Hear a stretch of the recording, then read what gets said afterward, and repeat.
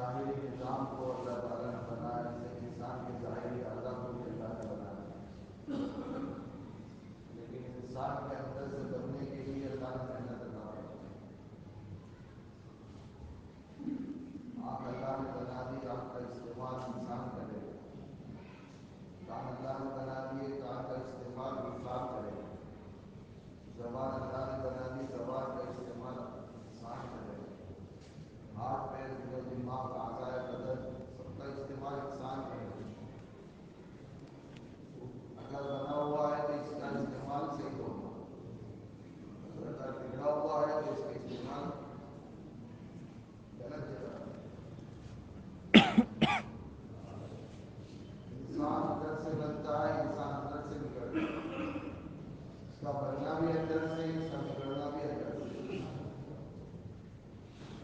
اعضاء کا بننا اصل نہیں ہے، انسان کا اندر سے بننا اصل ہے۔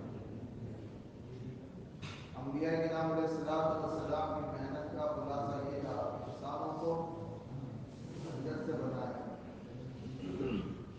اندر سے بنانے سے مراد کیا ہے کہ انسانوں کے دلوں پر محنت۔ انسان کا دل بنتا ہے تو انسان بنتا ہے، انسان کا دل بگڑتا ہے تو انسان بگڑتا ہے۔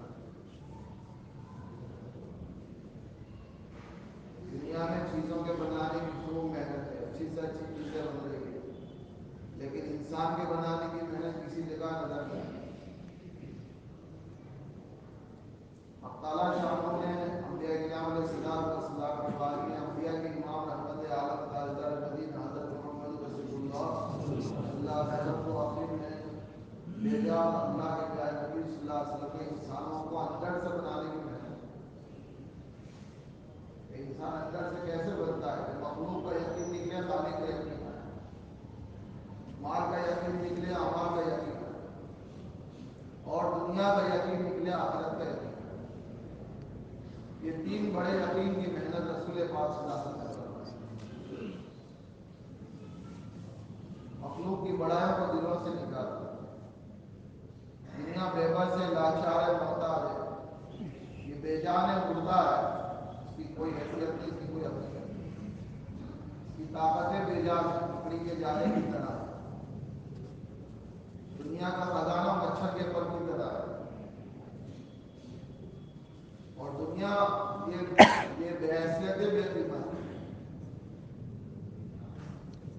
اللہ کے پیارے نبی صلی اللہ علیہ وسلم نے اپنی محنت کو صحابہ کے درمیان اس انداز کے ساتھ کیا کہ ہر مالدار اور غریب، ہر پڑھا لکھا اور ان پڑھ، ہر تاجر اور ملازم، ہر مزدور اور عامل، ہر مرد اور عورت اس یقین پر آئے کہ جتنی محنت ہم اپنے دلوں پہ کریں گے اتنا یقین بنے گا، جتنا یقین بنے گا اتنا عمل بنے گا، جتنا عمل بنے گا اتنی دعا بنے گی، اور جتنی دعا بنے گی اتنے کام بنے گا۔ آج کے بھائیوں سے بزرگوں، انسان کا انسان دنیا میں ایمان والا بھی اس یقین سے دور ہو چکا ہے۔ دنیا کے نادان انسان تو سمجھ رہے کہ جتنا محنت کریں گے اتنا مال آئے گا، جتنا مال آئے گا اتنی چیزیں آئیں گی، اور جتنی چیزیں آئیں گی اتنی زندگیاں بنیں گی۔ اس بگڑے ہوئے یقین کے ساتھ میں اللہ معاف فرما ایمان والا بھی چل رہا ہے۔ حالانکہ دنیا کے انسانوں تک صحیح یقین کے پہنچانے کی ذمہ داری اس مسلمان کی۔ یہ مسلمان ان ذمہ داریوں کو لے کر دنیا میں آیا۔ اس کی سب سے پہلی ذمہ داری یہ تھی کہ اپنے دین کو سیکھے کہ اپنا دین کیا ہے۔ ہر تاجر کو، ہر ملازم کو، ہر حاکم کو، ہر مزدور کو، ہر مرد کو، ہر عورت کو اس کے شعبے کا دین عطا فرمایا۔ یہ دین اکمل، الیوم اکملت لکم دینکم فرمایا۔ ایسا کامل و مکمل دین کہ جس میں ہر ایک کا سبق ہے، تاجروں کے لیے، ملازمت کے لیے، کاشتکاروں کے لیے، حاکموں کے لیے، مزدوروں کے لیے، مردوں کے لیے، عورتوں کے لیے، بیماروں کے لیے، صحت مندوں کے لیے، جوانوں کے لیے، بوڑھوں کے لیے، مسافروں کے لیے، مہاجروں کے لیے، ہر ایک کے لیے تعلیم۔ ہر انسان اپنے شعبے میں رہ کر کامیاب ہو سکتا ہے۔ ملازم ملازمت کے ساتھ، حاکم حکومت کے ساتھ، مزدور مزدوری کے ساتھ، کوئی حال ناکام نہیں کر سکتا بشرطے اس حال میں اللہ کا حکم پورا کرے، اس حال کے دین کو سیکھ کر اس حال کے دین پہ چلے۔ تو اس مسلمان کی سب سے پہلی ذمہ داری تھی کہ وہ اپنے حال کے دین کو سیکھے، یہ سب سے پہلی ذمہ داری۔ میں تاجروں کو تجارت کا دین کیا ہے، میں بیماروں کو بیماری کا دین کیا ہے، میں مالداروں کو مالداری کا دین کیا ہے، اسے سیکھنا ہے، سب اس کے محتاج ہے۔ اور دین دینداروں سے سیکھا جائے گا، دین علماء کے پاس ملے گا، دین تعلیم کے حلقوں میں ملے گا، دین اہل اللہ کی صحبت میں ملے گا، دین رائے خدا کے سفروں میں ملے گا، دین بازاروں میں نہیں ملے گا، دین اخباروں میں نہیں ملے گا، اور دین کسی اور راستوں پہ نہیں ملے گا۔ اس لیے حضرت مولانا سید احمد خان صاحب رحمۃ اللہ علیہ فرماتے تھے ہمارے یہاں دین سیکھنے کا طرز صحابہ والا ہے۔ کہ صحابہ والا طرز کیا ہے؟ کہ صحابہ والا طرز یہ ہے کہ صحابہ دین کو طالب بن کر سیکھتے ہیں، دین کی پیاس صحابہ لے کر آتے ہیں، اور ہدایت کی پہلی شرائط میں یہ ہے کہ ہدایت اس کو ملے گی جس کے دل میں انابت اور طلب ہو۔ اس لیے ہر مسلمان کی پہلی ذمہ داری وہ اپنے دین کو سیکھے۔ ہم سب کو دھوکہ لگا ہے کہ مجھے اپنا دین معلوم ہے، ہم سب کو دھوکہ لگا ہے، میں اپنے دین کو مکمل نہیں جانتا، میں موت تک دین کے سیکھنے کا محتاج ہوں، میں دین کے بارے میں دعویٰ نہیں کر سکتا کہ میں پورا دین جانتا ہوں۔ اس لیے صحابہ موت تک محتاج رہے، صحابہ دنیا سے روتے ہوئے گئے، کسی صحابی کو اطمینان قلب کے ساتھ نہیں پایا کہ کسی صحابی جو ہے اپنے دین کے بارے میں مطمئن ہو۔ تھوڑی سی کیفیت بدل جاتی تھی، صحابہ نافقہ حنظلہ حنظلہ تو منافق ہو گیا، تھوڑی سی کیفیت کہ مجالس نبی کی مجلسوں کے اندر ہماری کیفیت بدل گئی، گھر پہ آ کر کیفیت بدل گئی، تھوڑی کیفیت بدلنے پر فکرمند ہو جاتی ہے۔ اور ہم کو اللہ نے بچپن سے جو ایمان عطا فرمایا ہے، ہمیں اپنے ایمان پر اتنا اطمینان ہے میرے بھائی دوستوں بزرگوں کہ اس ایمان کے ساتھ ہم کو سکرات بھی آسان ہو جائے گی، قبر بھی آسان ہو جائے گی، آخرت کی منزلیں بھی آسان ہو جائے گی، اور جنت میں بھی داخل ہو جائے گی۔ وہاں انسانوں کے لیے جس کو ایمان کا معیار بنایا کہ ایسے ایمان لاؤ جیسے صحابہ لائے، انسانوں کے لیے ایمان کا معیار بتایا کہ ان کی طرح ایمان نہ ہو، لیکن وہ کسی بھی اس میں سے ایک بھی اپنے ایمان کے بارے میں مطمئن نہیں ہے۔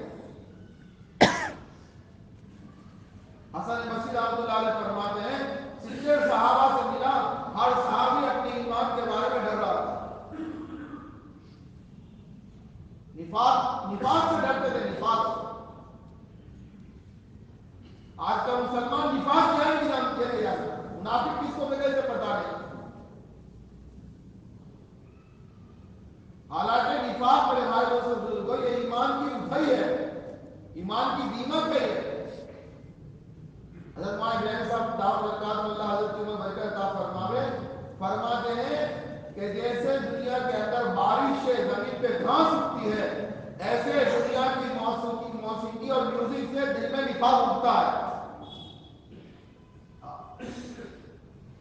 اس لیے پابند بنایا اپنی آنکھوں کو، اپنے کانوں کو، اپنی زبان کو، اپنے دماغ کو پابند بنایا اپنے ایمان کے بنانے کا، کہ ہم پابند ہیں دیکھنے میں، ہم پابند ہیں سننے میں، ہم پابند ہیں بولنے میں، ہم پابند ہیں سوچنے میں، پابند ہیں۔ بڑی سے بڑی چیز نظر آئے تو ہم پابند ہیں، اس کے ہمیں مشق کرائی گئی، اس کی ابتدا اور انتہا کو سوچے مٹی ہے اور مٹی ہو جائے گی۔ اس وقت جو کچھ ہے وہ اللہ کے امر سے ہے، اس کی کوئی حقیقت نہیں ہے۔ جب ایمان اپنے دلوں کے اندر حقیقت کے ساتھ اترتا ہے تو پھر دنیا کے سونا اور دنیا کی مٹی آنکھوں میں برابر ہو جاتی ہے۔ پھر آدمی دنیا کے مال سے اپنی آنکھوں کو، اپنے زبان کو، اپنے دماغ کو، اپنے ہاتھ پیروں کو، اپنے استعمال کو، اپنے طور و طرز کو اور اپنی زندگی کے روح کو بدلتا نہیں۔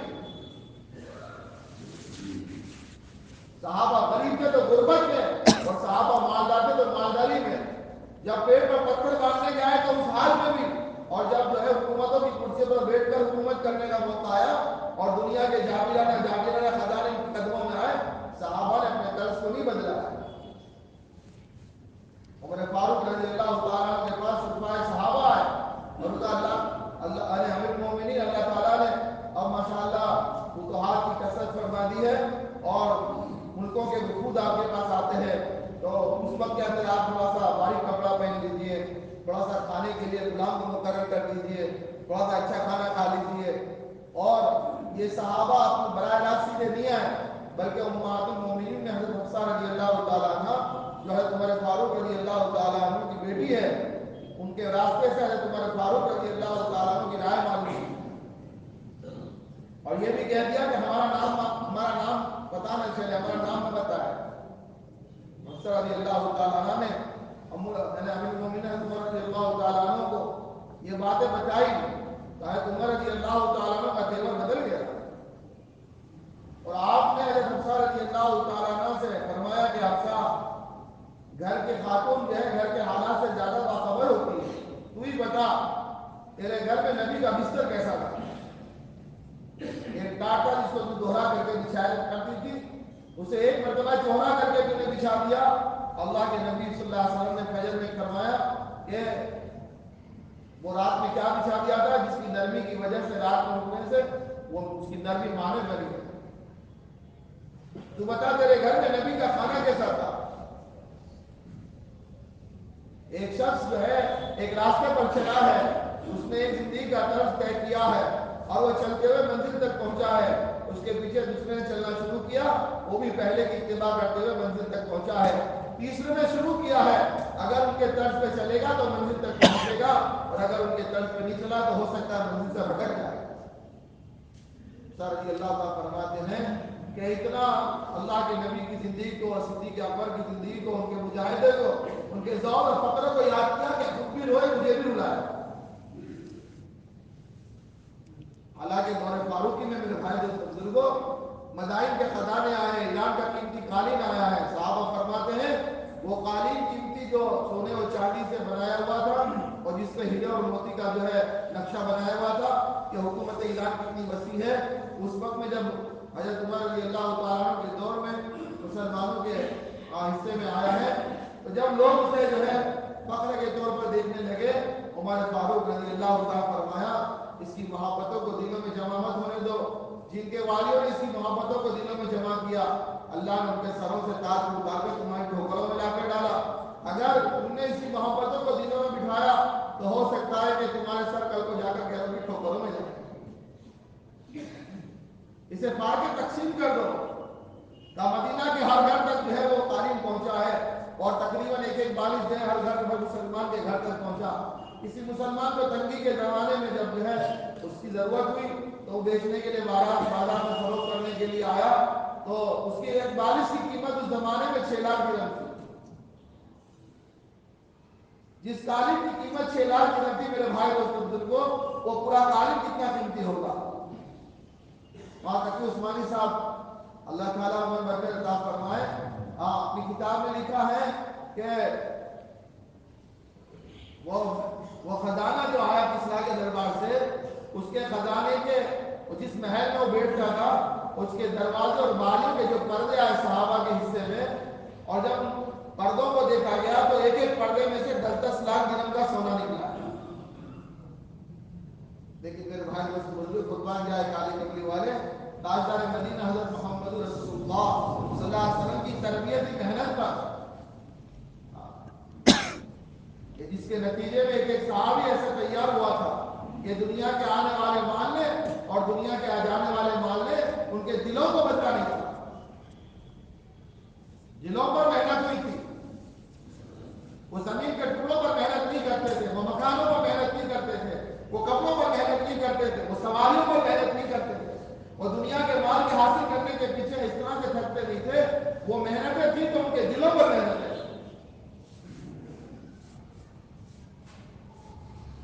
اللہ کا فضل کرم احسان ہے. اللہ نے تربیتی محنت ہمیں تمہیں عطا فرمائی ہے. مدارس عربیہ، مکاتب قرآنیہ، ذکر و عبادت کی خانقاہیں، اہل اللہ کی صحبتیں، دعوت اللہ کی محنتیں اور کوششیں. میرے بھائی دوستوں بزرگوں، یہ وہی تربیتی محنت ہے جس کے نتیجے میں بات چاہی جا رہی ہے. ان محنتوں میں لگ کر ہر فرد امت اپنی تربیت فرمائے موت سے پہلے. ہم سب اندر سے پاک ہونے کے موت سے پہلے آپ محتاج ہیں. ہمیں مکلف بنایا ہم اندر سے پاک ہو کر جائیں، اپنے دلوں کو پاک کر کے جائیں، اندر سے مخلوق کی محبت کو اپنے دل سے خالی کریں.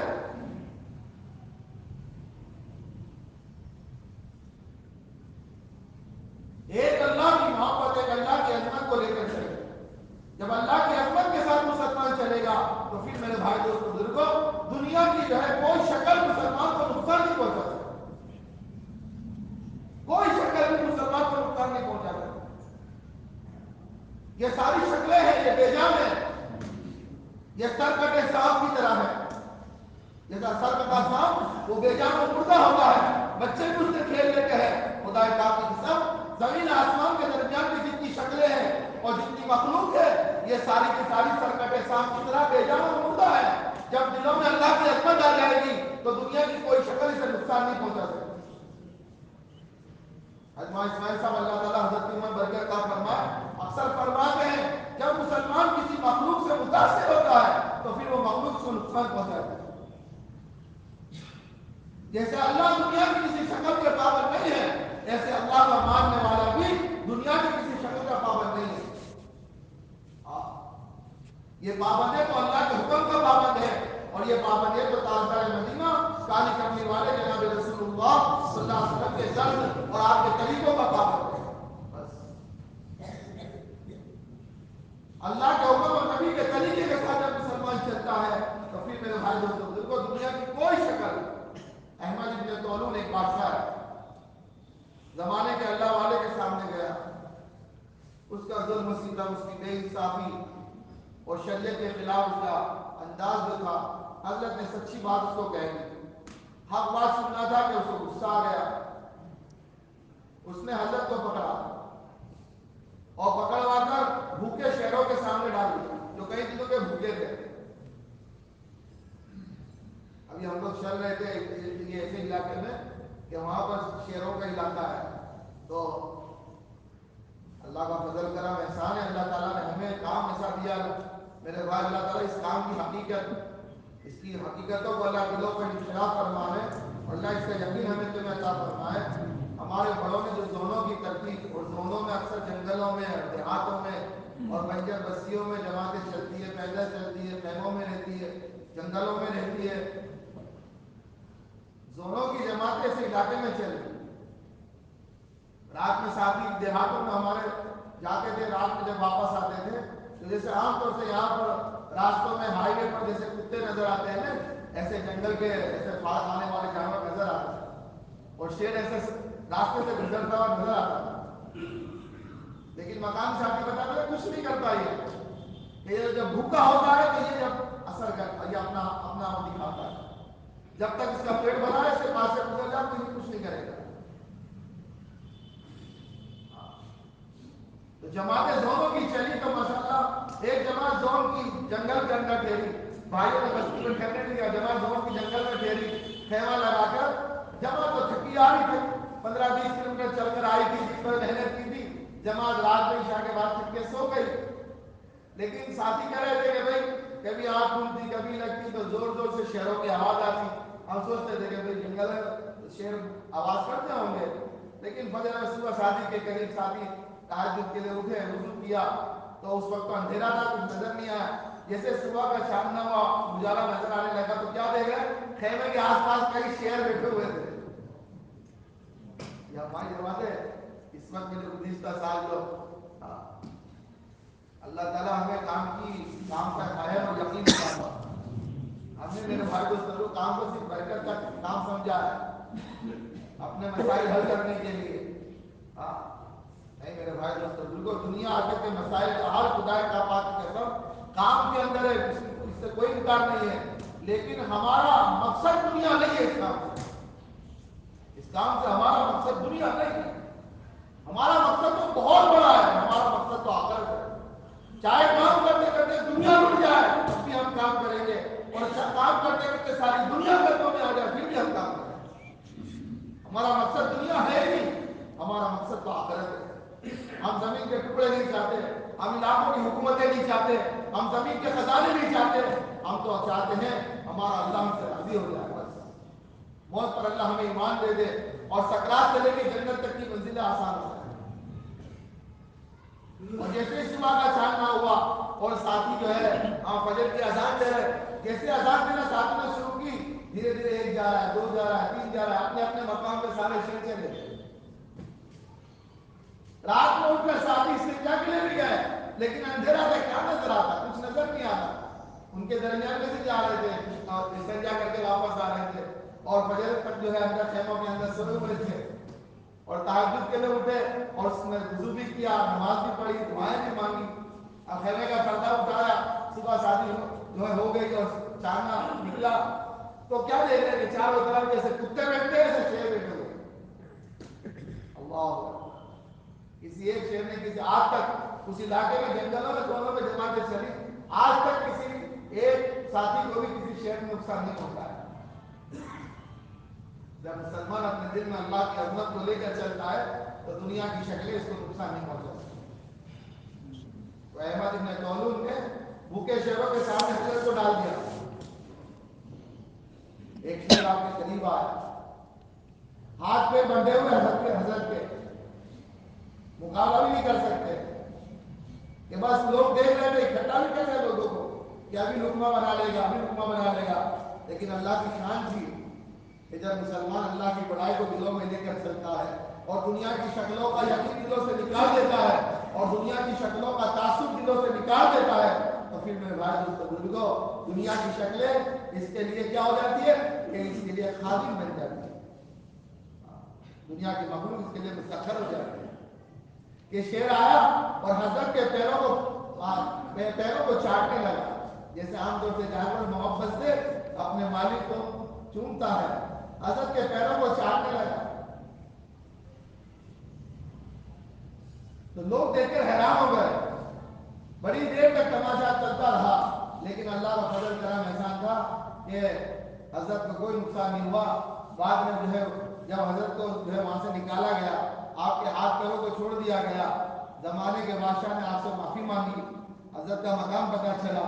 حضرت سے پوچھا کہ جب شیر آپ کے پیر کو چاٹ رہا تھا جب آپ کی کیا کیفیت تھی؟ کہنے لگے حضرت سے میں یہ سوچ رہا تھا کہ میرا وضو ہے کہ نہیں، شاید میرے گندے پیر اس کو نقصان نہ کرے.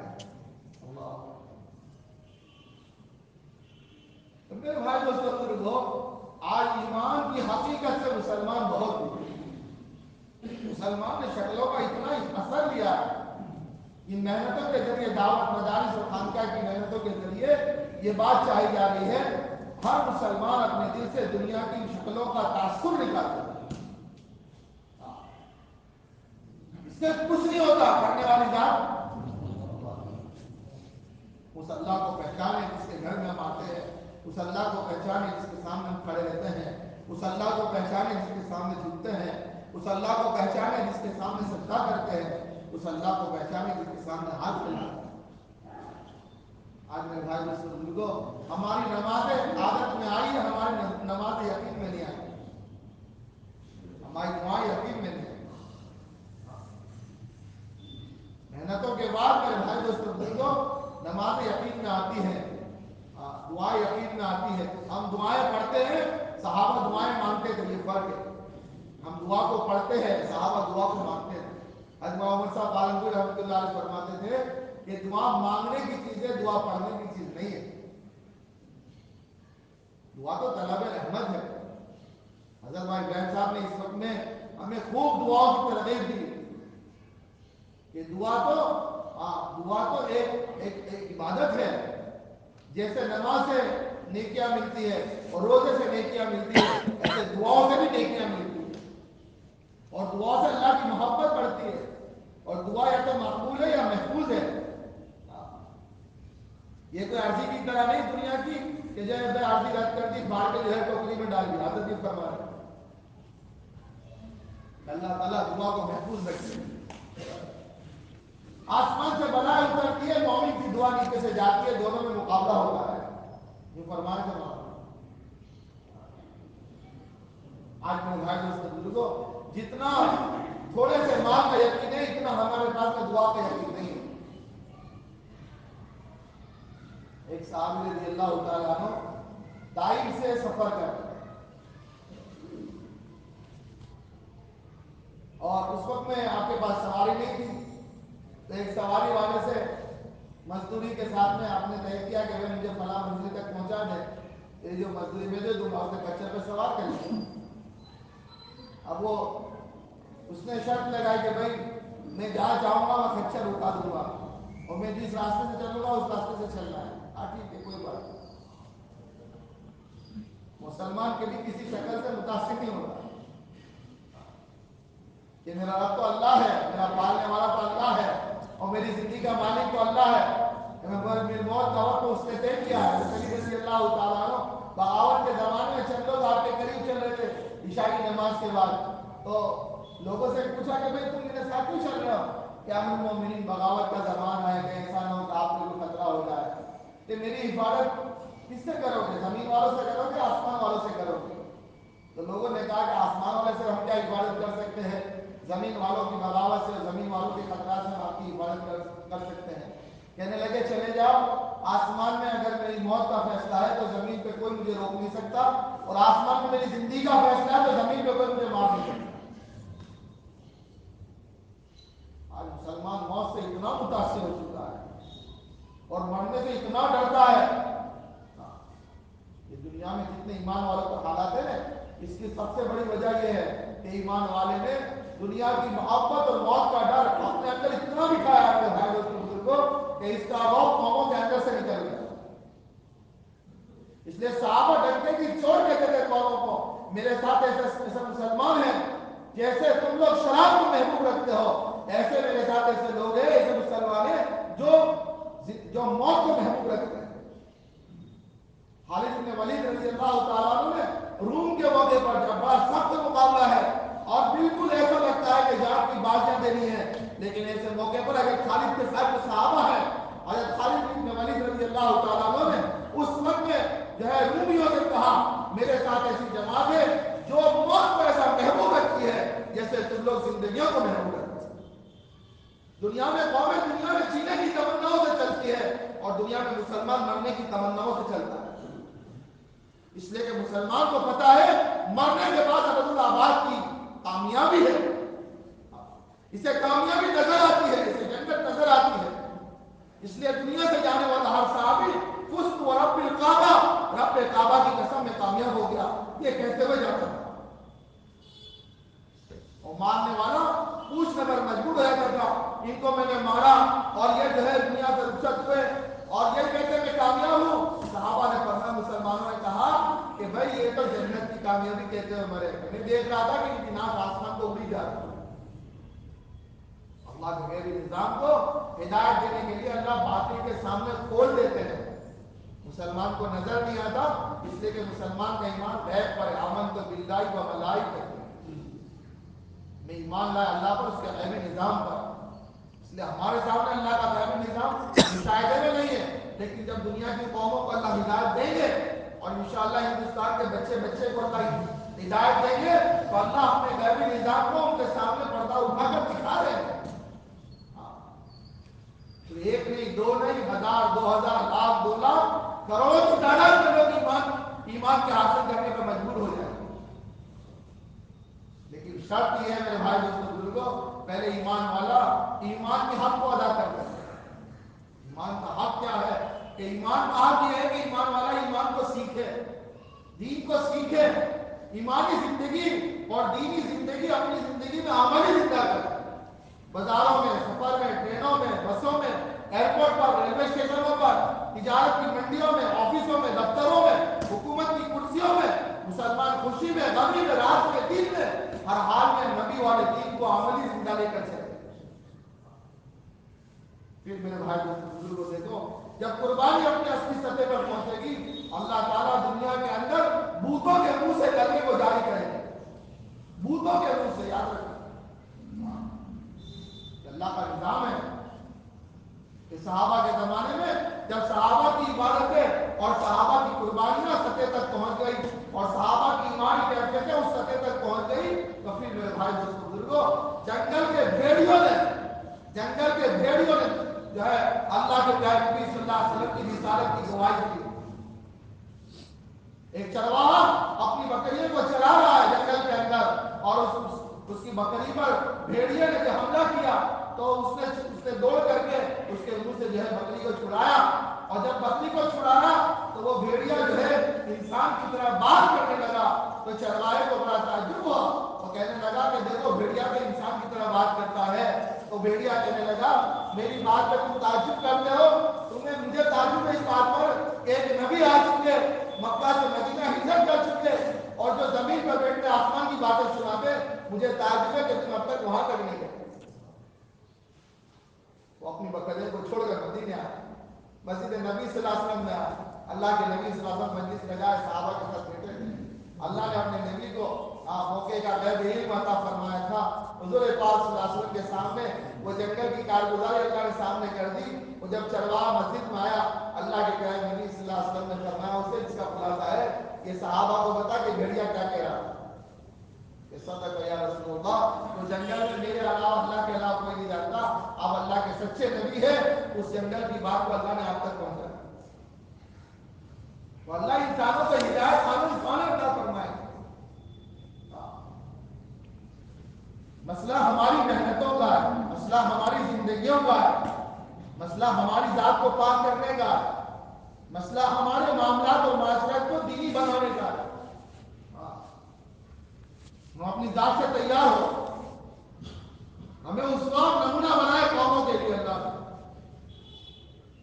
دنیا کی قومیں مسلمان کو دیکھ رہی ہے، دنیا کی قومیں قرآن کو جانتی ہے، دنیا کی قومیں اسلام کو جانتی ہے، لیکن میرے بھائی دوستو بزرگوں، جب دنیا کی قومیں مسلمان کی زندگیوں کو دیکھتی ہے تو ان کو غلط فہمی ہو جاتی ہے۔ اسلام کی تعلیم کیا ہے، مسلمان کیا ہے؟ اس لیے میرے بھائی دوستو بزرگوں، ہر مسلمان کو ذمہ داری دی کہ ہر مسلمان اپنی ذات سے اپنے دین کو معلوم کرے۔ دفتر کا دین کیا ہے، آفس کا دین کیا ہے، سفر کا دین کیا ہے، شادی کا دین کیا ہے۔ کوئی حال ناکامی کے لیے نہیں ہے، جب اس حال میں اللہ کا دین برباد ہوتا ہے تو وہ حال ناکامی کی طرف لے جاتا ہے، جب اس حال میں اللہ کا دین زندہ ہوتا ہے تو وہ ناکامی کی طرف لے جانے والی شکل اللہ تعالیٰ کامیابی کی طرف لے جاتا ہے۔ زمین اور آسمان کی شکلوں سے نفع اٹھانے کا راستہ حضرت محمد رسول اللہ صلی اللہ علیہ وسلم کی تابعداری ہے۔ حضور کی تابعداری سے زمین اور آسمان کی شکلوں سے نفع اٹھایا جا سکتا ہے۔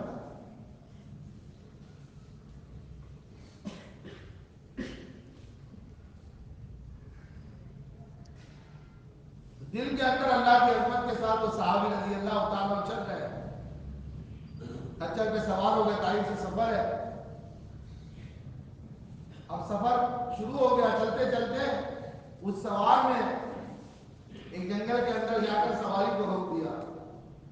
چاروں طرف دیکھا تو مردار پڑے تھے۔ اس نے نیزہ نکالا اور صحابی سمجھ گئے رضی اللہ تعالیٰ، لیکن کوئی شکل سے صحابہ متاثر نہیں ہوتے۔ اسی وقت کہا مجھے 2 رکعت نماز پڑھنا ہے۔ اس کی عاجزی نہیں کی، اس کی منت سماجت نہیں کی۔ ہمارا تو آسمان سے فیصلہ ہے، ہم تو اس کو پہچانتے ہیں۔ ہماری روزی بھی آسمان میں ہے، ہماری موت بھی آسمان میں ہے۔ فی السماء رزقکم وما توعدون، جس روزی کا وعدہ کیا وہ آسمانوں میں ہے۔ جیسے آدمی کو اس کی موت تلاش کرتی ہے، ایسے روزی اس کو تلاش کرتی ہے۔ روزی بھی آسمان سے، موت بھی آسمان سے۔ موت کا سبب بھی طے ہے، موت کی جگہ بھی طے ہے، اور موت کا وقت بھی طے ہے۔ نہ موت کا وقت کوئی بدل سکتا ہے، نہ موت کی جگہ کوئی بدل سکتا ہے، نہ موت کا سبب کوئی بدل سکتا ہے۔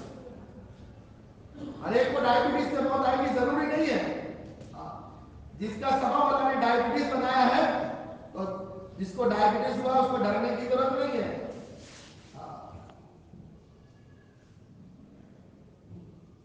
جو بیماری سے، جو سبب سے موت آنی ہے اس سبب سے آنے والی ہے۔ ٹھوکر لگے گی، اللہ نے سبب طے کیا ہے تو ٹھوکر لگنے والی ہے۔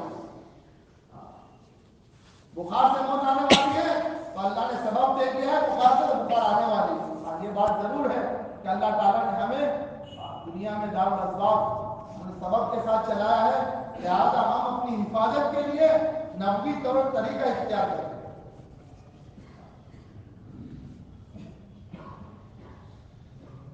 صحابہ کے سامنے موت کی شکلیں آتی تھی تو صحابہ رضی اللہ تعالیٰ عنہ شکل سے متاثر نہیں ہوتے تھے کہ مجھے 2 رکعت نماز پڑھنی ہے۔ وہ کہہ رہا ہے پڑھ لے یہ جو مرنے والوں نے بھی ارادہ کیا تھا،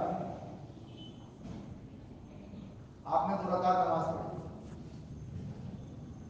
اور 2 رکعت نماز پڑھ کے یہ دعا مانگی، یا ارحم الراحمین۔ ہم بھی یا ارحم الراحمین کہتے ہیں، لیکن ان کا جو تھا وہ اندر سے تھا، ہمارا ہے وہ زبان سے، فرق یہ ہے۔ نوح علیہ السلام نے ہی دعا مانگی کہ اے اللہ زمین پر کوئی ایک کافر کو بھی زندہ مت چھوڑ۔ آج سورہ نوح میں دیکھو اور مت پوچھو، لیکن وہ دعا اندر سے تھی۔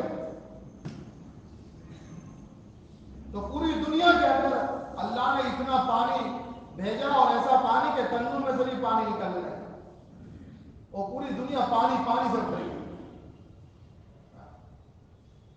کسی جگہ پانی ہمیں کوئی آدمی بچ نہیں سکا، صرف ایک کشتی ہے پوری دنیا میں جس میں 82 مسلمان ہیں، ایمان والے ہیں، جن کے دل میں ایمان ہے، اللہ ان کو پار کر دے، باقی پوری دنیا ہلاک ہو گئی۔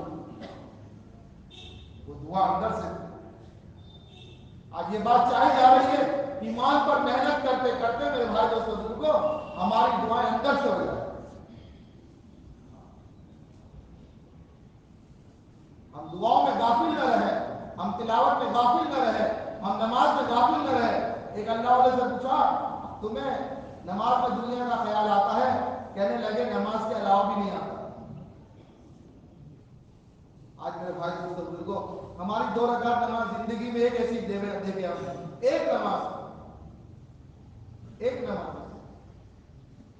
اس لیے صحابہ نے محنت کر کے نمازیں بنائی، صحابہ نے محنت نمازوں پر محنت کی تھی، اور رسول پاک صلی اللہ علیہ وسلم نے صحابہ کے دین کی پر محنت کرتے کرتے تربیت کا پورا نظام کہ کیسی نماز بنائی تھی۔ ایک مرتبہ رسول پاک صلی اللہ علیہ وسلم نے صحابہ کے درمیان میں فرمایا کہ 2 رکعت نماز کوئی پڑھ لے، تکبیر تحریمہ سے سلام پھیرنے تک اللہ کے سوا کسی کا خیال نہ ہو، صرف اللہ ہی اللہ ہو، تو جو ہے اسے انعام میں چادر دی جائے گی، نبی کی چادر، نبی کی چادر حاصل کرنے کی ہر ایک کو ہرس اور تمنا کہ جس نبی کے جسم سے نکلنے والا پسینہ مشک اور عنبر سے زیادہ خوشبودار تھا، اور جس نبی کا خون کا ایک ایک قطرہ دنیا کے انسانوں کے خون سے زیادہ قیمتی تھا، اور جس نبی کا ایک ایک دانت دنیا کے موتیوں سے زیادہ قیمتی تھا، اس نبی کے جسم سے لگنے والی چادر کتنی قیمتی ہوگی۔ آج دنیا کے اندر پلیئرز، جتنے دنیا کے پلیئرز ہوتے ہیں، کرکٹرز ہوتے ہیں، فٹ بال پلیئرز ہوتے ہیں یا سیلیبریٹی ہوتے ہیں، ان کے جسم سے اترنے والے ٹی شرٹوں کی قیمت دنیا کے اندر لگتی ہے۔ تو جو 2 جہاں کے سردار، امام الانبیاء، نبیوں کے نبی، جس کے صدقے میں اللہ نے زمین و آسمان بنائی، ان سے ان کے جسم سے لگی ہوئی چادر کتنی قیمتی ہوگی۔ حضرت علی رضی اللہ تعالیٰ فرماتے ہیں مجھے بھی دل میں ایسا اللہ کے نبی کی چادر مجھے مل جائے، میں نے نماز تکبیر تحریمہ سے سلام پھیرنے تک 2 رکعت نفل ایسی پڑھنی ہے صرف اللہ کا خیال ہو، اللہ کے علاوہ کسی کا خیال نہ ہو۔ 1 رکعت پوری ہو گئی، دوسری رکعت شروع ہوئی، دوسری رکعت شروع کی، سورہ فاتحہ کے بعد سورت ملا رہے تھے، اور حضرت علی رضی اللہ تعالیٰ عنہ کو خیال آیا کہ نبی کون سی چادر دے۔ جب نماز پوری کر لی، حضور صلی اللہ علیہ وسلم نے بلایا، فرمایا علی کیا حال، نماز کیسی گزری؟ وہ تو سچے لوگ تھے جو زبان پہ وہ دل میں، جو دل میں اور زبان میں، ان کی زبان اور دل الگ نہیں تھے، چہرے الگ دل الگ، ایسا نہیں تھا ان کا۔ اللہ ہمیں ایسا بنا دے، ایک دل اور ایک زبان ایک ہو جائے۔ آج جو ایمان زبانوں پر ہے، اللہ کرے ایمان دلوں میں اتر جائے۔ آنکھوں کا ایمان الگ ہے، زبان کا ایمان الگ ہے، دماغ کا ایمان الگ ہے، کانوں کا ایمان الگ ہے، اور دل کا ایمان الگ ہے۔ فیصلے دل کے ایمان پر ہوتے ہیں۔ حضرت یوسف صاحب رحمۃ اللہ فرماتے تھے کہ اللہ تعالیٰ موت پر جو ایمان دے گے وہ دل کے ایمان پر موت عطا فرمائے، کہ جتنا ایمان دل میں ہوگا اس اعتبار سے موت پر ایمان ہوگا۔ تو حضور صلی اللہ علیہ وسلم نے پوچھا ابھی کیا گزری؟ اللہ کے نبی صلی اللہ علیہ وسلم یہ پہلی رکعت میں تو پوری توجہ اللہ کی طرف تھی، دوسری رکعت میں سورہ فاتحہ کے بعد سورت ملا رہا تھا، اور خیال آ گیا نبی کون سی چادر دیں گے، پرانی دیں گے کہ نہیں دیں گے۔ یہ خیال آ گیا، آپ نے فرمایا ابھی تیری تو پرانی بھی گئی اور نئی بھی گئی،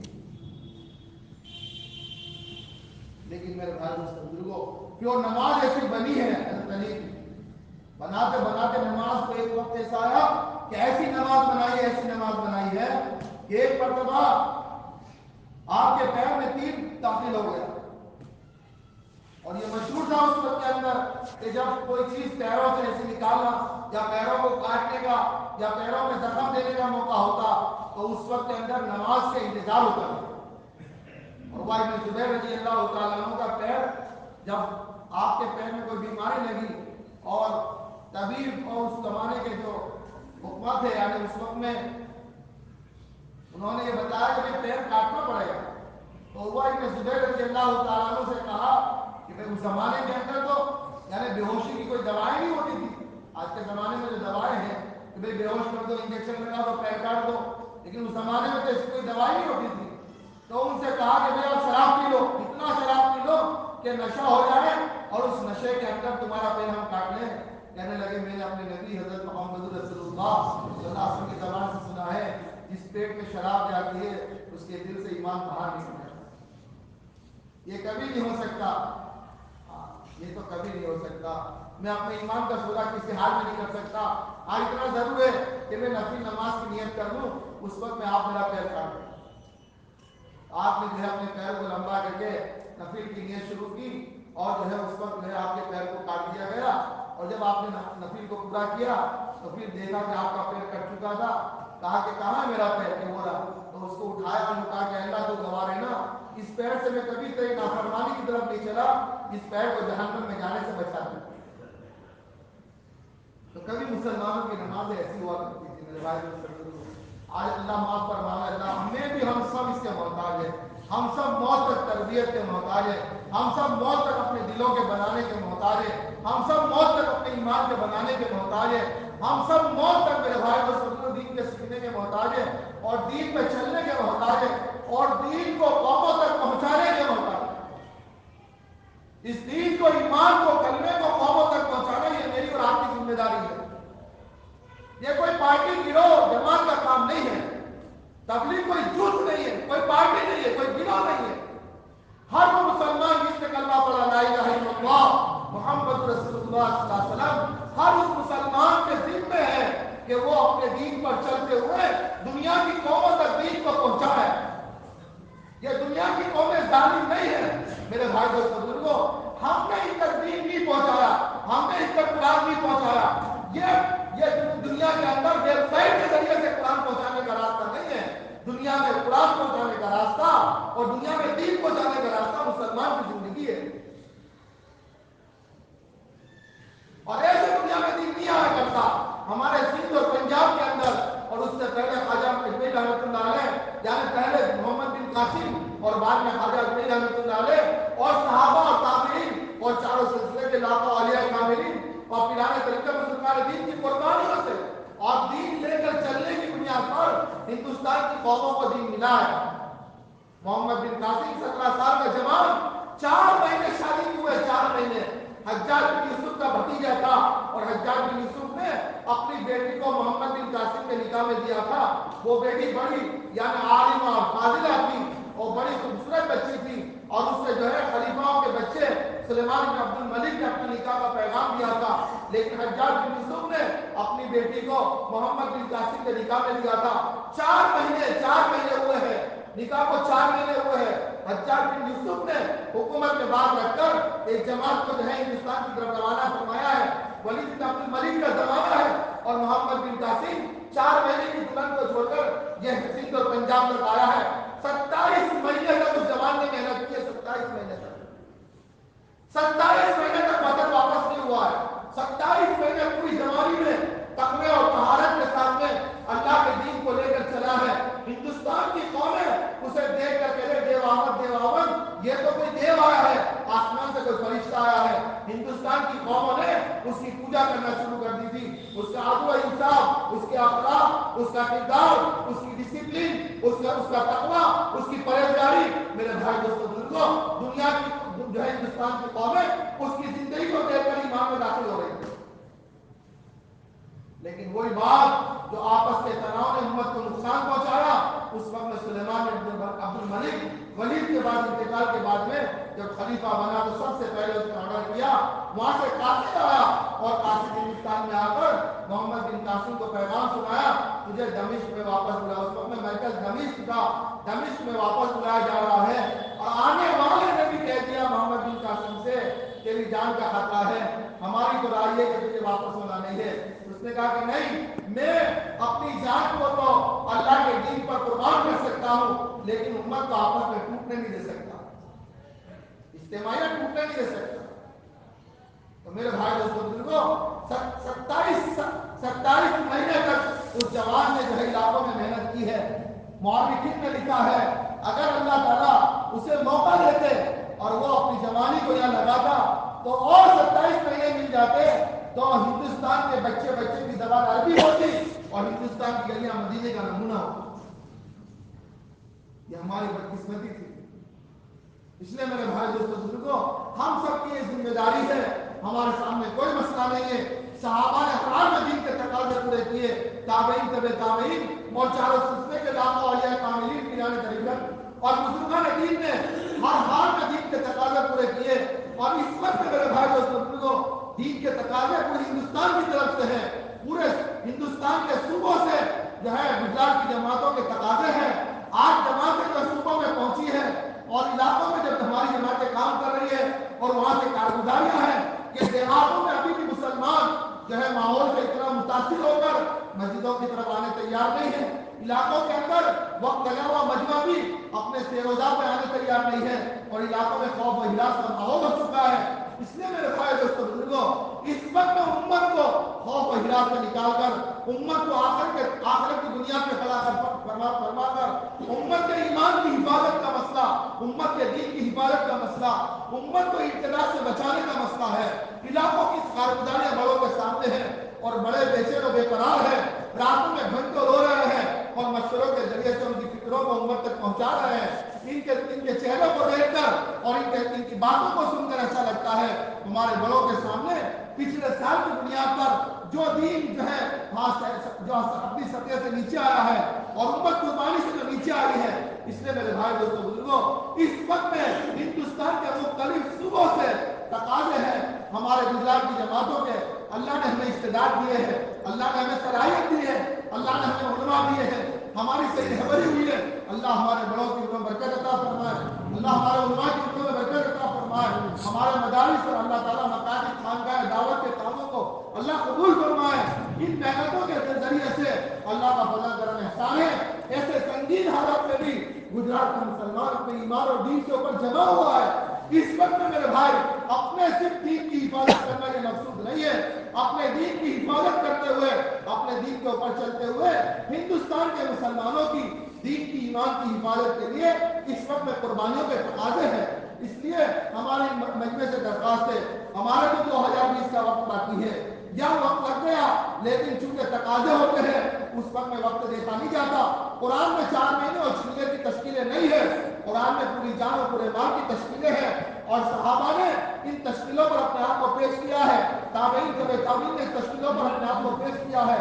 مدینہ کی گلیوں میں میرے بھائی دوستوں بزرگوں جب تشکیلوں کی آواز لگتی تھی، الصلاۃ الجامعہ کی آواز لگتی تھی تو مدینے کی بیوہ عورتیں اپنے بچوں کو لے کر مسجد نبوی صلی اللہ علیہ وسلم کے دروازے تک آتی تھی۔ سیرت پاک میں ملتا ہے ایک بیوہ خاتون نے اپنے گھر کے اندر الصلاۃ الجامعہ کی آواز کو سنا، اپنے گھر کے اندر دیکھا میرے گھر میں کتنا مال ہے دین پہ لگا سکتی ہوں، اس کے گھر میں اتنا مال نہیں ہے۔ اس نے اپنے گھر میں دیکھا اس کا بچہ ہے جو ابھی جوان ہوا ہے، اس نے اپنے بچے کو تیار کیا، اللہ کے راستے کی اس نے قربانیوں کو اپنے بچوں کو جو ہے سمجھایا اور اپنے بچے کو لے کر جو ہے پردے کی حالت میں مسجد نبی کے دروازے پر آئی ہے۔ اور آنے کے بعد میں اس نے بلال حبشی رضی اللہ تعالیٰ عنہ کے سامنے اپنے بچے کو پیش کیا، بلال یہ میرے بچے کو نبی کی خدمت میں پیش کر دے، اس کے علاوہ میرے پاس کوئی سرمایہ نہیں ہے۔ اس بچے کو لے کر حضرت بلال مسجد میں آئے، حضور پاک صلی اللہ علیہ وسلم صحابہ کے جو ہے جماعت کا تفقد فرما رہے ہیں۔ اللہ کے نبی نے اس بچے کو دیکھا، حضرت بلال سے فرمایا کہ بلال یہ بچہ اللہ کے راستے کی تکلیفوں برداشت نہیں کر سکے گا، اس کی ماں سے کہہ دے اسے واپس لے جائے۔ جب دربار رسالت سے بچہ واپس ہونے لگا تو وہ مسجد نبی کے دروازے کے سامنے کھڑی ہے اور اپنے بچے کو واپس آتا ہوا دیکھ کر اس نے رونا شروع کیا، اور ایسے انداز کے ساتھ رونا شروع ہوا کہ اس کی ہچکیاں بن گئی، اور ہچکیاں نکلتے چادر کے باہر آواز آنے لگی۔ حضرت بلال رضی اللہ تعالیٰ نے فرمایا بہن تو رو رہی کیا بات ہے؟ روتے ہوئے اس خاتون نے فرمایا کہ بلال جب الصلاۃ جامعہ کی آواز آنے والا میرے گھر کے قریب سے نبی کا قاصد گزر رہا تھا تو میں نے اپنے گھر میں دیکھا بلال میرے گھر میں 1 درہم سے زیادہ میرے گھر میں دین پہ لگانے کے لیے کوئی چیز نہیں تھی، میرے گھر میں کوئی کپڑا نہیں ہے، میرے گھر میں کوئی غلہ نہیں ہے، میرے گھر کے اندر اس بچے کے علاوہ دین پہ لگانے کا کوئی سرمایہ نہیں ہے۔ تو بلال نے پوچھا بہن اس کے ابا کہاں ہے؟ تو وہ کہنے لگی بلال اس کے باپ اس سے پہلے اللہ کے راستے میں شہید ہو چکے، یہ یتیم بچہ ہے اور میں بیوہ ماں ہوں، اور میں چاہتی ہوں میری آنکھوں کے سامنے میرا بچہ اللہ کے راستے میں جائے، اللہ کے دین کو زندہ کرے۔ حضرت بلال رضی اللہ تعالیٰ عنہ نے اس بیوہ ماں کی کہانی کو سنا تو حضرت بلال کی آنکھوں میں آنسو آ گئے، بچے کو دیکھا، بچہ بھی بے چین و بے قرار تھا اللہ کے راستے میں جانے کا۔ حضرت بلال نے اپنے سینے سے لگایا، اس کے سر پہ ہاتھ پھیلایا، بیٹا غم مت کر، بلال تجھے ضرور اللہ کے نبی خدمت میں پیش کرے گا۔ حضرت بلال روتے ہوئے جب مسجد نبی میں واپس آئے، روتے ہوئے دیکھ کر بلال کو حضور پاک صلی اللہ علیہ وسلم منبر پر دیکھ رہے ہیں، آپ نے پوچھا جس کا خلاصہ مفہوم ہے، اے بلال کیا بات ہے؟ تو بھی رو رہا ہے، بچہ بھی رو رہا ہے، اسے تو واپس لے کر آیا۔ تو حضرت بلال رضی اللہ تعالیٰ عنہ نے ایک امت کی بیوہ ماں کی بات کو، کارگزاری کو جب اللہ کے نبی صلی اللہ علیہ وسلم کے سامنے پیش کیا تو نبی ہے جو ساری ماؤں سے زیادہ اور سارے باپ سے زیادہ، کوئی ماں اپنی اولاد کے لیے اتنا بے چین و بے قرار نہیں ہوئی، اور کوئی باپ اپنی اولاد اتنا غمزدہ نہیں ہوا جتنا انبیاء کے امام رحمت عالم تاجدار مدینہ حضرت محمد رسول اللہ صلی اللہ علیہ وسلم اپنی امت کے لیے بے چین و بے قرار ہوئے۔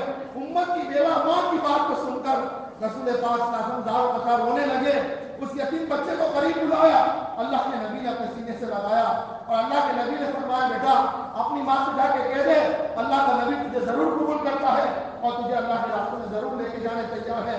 صحابہ نبی کے رونے پر سارے مسجد نبی کے صحابہ رونے لگے، اللہ کے نبی نے دونوں ہاتھوں کو اٹھایا آسمان کی طرف اور یہ دعا مانگی اللہ تو گواہ رہنا اس امت کی بیوہ مائیں اپنے یتیم بچے کو تیرے دین کی خاطر پیش کر رہی ہے، اے اللہ اس امت کو رسوا ہونے سے بچا لے۔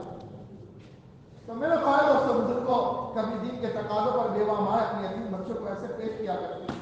آج ہمارے پاس کتنا سرمایہ ہے، کتنا مال ہے، کتنی صلاحیت ہے، کتنی استعداد ہے، اور ہم چھوٹی سی دکان، چھوٹا سا مسئلہ، تھوڑا سا یہ تھوڑی سی دکان۔ میرے بھائی دوستو بزرگوں اللہ ہمیں تمہیں معاف فرمائے۔ خراسان کا ایک تاجر جب وہ مرا بڑا مالدار تھا، اس کی میراث کے اندر مال آیا، اس کے 2 بیٹے تھے، ایک بیٹا بڑا ایک بیٹا چھوٹا، دونوں بیٹوں نے مال تقسیم کر لیا۔ اب اس کے مال کے اندر ایک عجیب و غریب خزانہ نکلا، وہ خزانہ کیا تھا؟ نبی کے بال تھے، 3 بال نبی کے بال اس کے میراث میں نکلے۔ تو بڑے بیٹے نے ایک بال لیا، چھوٹے بیٹے نے ایک بال لیا، اب تیسرا بال اسے تقسیم کرنا ہے۔ تو بڑا بھائی کہنے لگا اسے 2 ٹکڑے کر لے، آدھا میں لے لو آدھا تو لے لے۔ چھوٹے بھائی نے کہا کہ نہیں، نبی کا بال اس کے ٹکڑے نہیں ہو سکتے، اس کو توڑا نہیں جا سکتا، یہ تو نبی کا بال ہے، زمین آسمان کے خزانے سے زیادہ قیمتی ہے۔ بڑے بھائی نے دیکھا اس کے دل میں اتنی ساری عظمت ہے، موقع اچھا ہے، تو اس نے کہا کہ ایک کام کر، تینوں بال لے لے اور باپ کا سارا مال مجھے دے دے، اگر تجھے اتنی اس سے محبت ہے۔ تو چھوٹے کہنے لگا کہ بالکل میں تیار ہوں، میں سارا مال تو کیا دنیا کے سارے خزانے نبی کے بال کے مقابلے میں قربان کرنے تیار ہوں۔ سیرت میں لکھا ہے کہ وہ بچے نے اپنے باپ کے سارے مال کو بڑے بھائی کو دے دیا، نبی کے 3 بال لے لیے، روزانہ خوشبو لگاتا، زیارت کرتا، درود پڑھتا، اور اللہ کے نبی کی محبت بڑھتی چلی گئی، یہاں تک کہ ایک وقت ایسا آیا کہ بڑے کا مال ختم ہونے لگا، اللہ نے چھوٹے کے کاروبار میں برکت دے دی۔ ایک دن یہاں تک کہ آیا کہ قرضہ لینے کے لیے چھوٹے بھائی کے پاس جانا، خواب میں سویا تو اللہ کے نبی صلی اللہ علیہ وسلم کی زیارت ہوئی، بڑے بھائی سے، اور اللہ کے پیارے نبی صلی اللہ علیہ وسلم فرمایا، اس کا پورا سا مفہوم ہے، تو نے دنیا کے مال کے مقابلے میں میرے بالوں کو پسند نہیں کیا، اس لیے اللہ نے تیرے مال میں جو ہے برکت کو اٹھا لیا، اور اس چھوٹے نے دنیا کے مال کے مقابلے میں میرے بالوں کو پسند کیا تھا، مجھ سے محبت کی تھی۔ میرے بھائی دوستوں بزرگوں آج دنیا کی محبتیں اور دنیا کی چیزوں کی محبتیں اور دکانوں کی اور کاروباروں کی محبتیں، ایک طرف نبی کا کام ہے، ایک طرف دنیا ہے، اب ہم کس کو ترجیح دیتے ہیں، کس کو امپورٹنس دیتے ہیں؟ اب ہمیں تمہیں فیصلہ کرنے کی ضرورت ہے۔ اللہ کے نبی کے کام کو، نبی کے بات کو عظمت کے ساتھ رکھے، اللہ اس کی دنیا بنائے، اس کی آخرت بنائے۔ اگر نبی کے کام کو عظمت کے ساتھ لے کر چلے، اللہ کیا اس کی دنیا نہیں بنائیں گے، کیا آخرت نہیں بنائیں گے؟ بھائی اس لیے ہمارا یہ مجمع انشاءاللہ نیت کرے کہ جب تک جان کی سانس ہے اور جب تک مال کی پائی ہے، دنیا میں چاہے فتنے کوئی بھی آئے، اور دنیا میں چاہے کوئی بھی وائرس آئے، اور دنیا میں چاہے دجال آئے، اور دنیا میں یاجوج ماجوج آئے، اور دنیا میں چاہے فتنوں کا گھر بن جائے، جب تک جان کی سانس ہے اور جب تک مال کی پائی ہے، اللہ کے نبی کے دین پر پوری جان و مال لگائیں گے انشاءاللہ۔ یہ مجمع طے کرتا ہے انشاءاللہ۔ اس لیے تقاضے ہمارے سامنے ہیں، ہمارے ساتھی جو ہے بتانا شروع کرے 2020 کا وقت باقی ہے، وہ بھی یا جس کا وقت لگ گیا خوش نصیب ہے کہ تقاضوں پر اپنی جان و مال کو پیش کر کے اللہ اس کے نبی کے دربار میں مقرب بن جائے، اللہ موت پر ایمان دے کے جنت تک کے مسائل کو حل کر دے اور دین کی برکت سے اللہ دنیا کو برکتوں سے نواز دے۔ اس لیے مجمع بتانا شروع کرے، ہمارے سامنے پورے ہندوستان کے تقاضے ہیں اور گجرات کی جماعتوں کے مطالبے ہیں۔ اللہ نے ہمیں استعداد و طاقت عطا فرمائی ہے، کھڑے ہو کے بتانا شروع کرے، میں انشاءاللہ اللہ کے راستے میں فروری کے مہینے میں جانے تیار ہوں۔ اس فروری کے آخر تک کی نیت ہے میرے بھائی دوستو بزرگوں، ہمارے بڑوں سے ہم نے وعدہ کیا ہے کہ فروری کے آخر تک ہماری جماعت انشاءاللہ روانہ ہو جائے گی۔ اس لیے ساتھی بتانا شروع کرے، اپنی ذات سے، اپنے گھر سے، اپنے خاندان سے، اپنی مسجد سے، اپنے انفرادی پہلے بتایا کہ انشاءاللہ اس مہینے میں انشاءاللہ اللہ کے